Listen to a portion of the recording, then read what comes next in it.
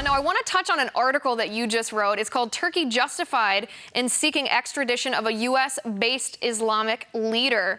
You basically say Turkey wants to extradite cleric Fethullah Gulen because, according to Turkey, he's conspiring to topple the democratic government and plans to install Islamic government. Why should the U.S. allow this? Well, we ought to deport him right away. You know, this is like a Hollywood film. I have a column in the Daily Caller this week called Clinton, Congress, Charter Schools, and an Alleged Islamist Cult. What could possibly go wrong? And in it, you know, I basically make the point that we have Fethullah Gulen, who's 74 years old, allegedly worth $25 billion. He's in exile in the Poconos, the same place, by the way, where Hillary Clinton has her right here in the United roots. States. This guy is based here in the United States.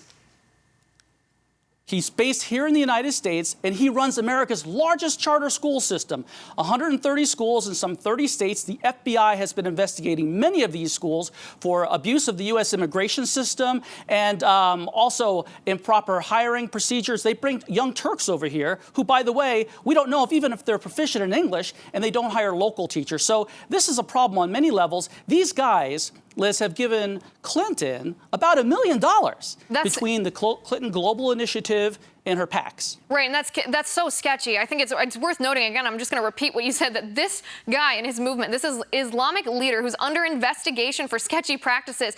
His movement has donated $1 million to Clinton's foundation. That's no coincidence to me. That shows to me that there is some ties to that. Tell me a little bit more about his schools, though, because as you know, education is one of the mediums for political change. It's how indoctrination happens. It's how learning happens. It's how one person teaches another person about political ideology. So tell me a little bit about his schools.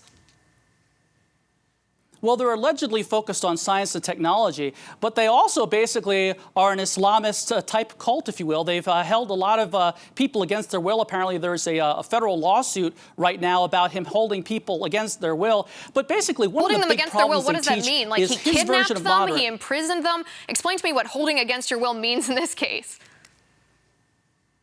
Well, that's what it means, that he held people against their will, according to the federal lawsuit that's being, it's in the system in Pennsylvania right now in U.S. District Court. Yeah, holding them against their will if they disagree with him. But the real problem, I think, is I think he's a wolf in sheep's clothing because he keeps teaching people about what moderate Islam is, and he says that no true Muslim could be a terrorist. Well, that's false. So he's helping to feed into this false flag notion of Islamophobia. So he's one of the people that's very well connected in Washington. He's sponsored over 200 congressional trips to Turkey, over 200 congressional trips, and a USA Today investigation bore that out. And so here's this guy, Fethullah Gulen, who keeps saying that all this stuff is just Islamophobia if you criticize Muslims for terrorism.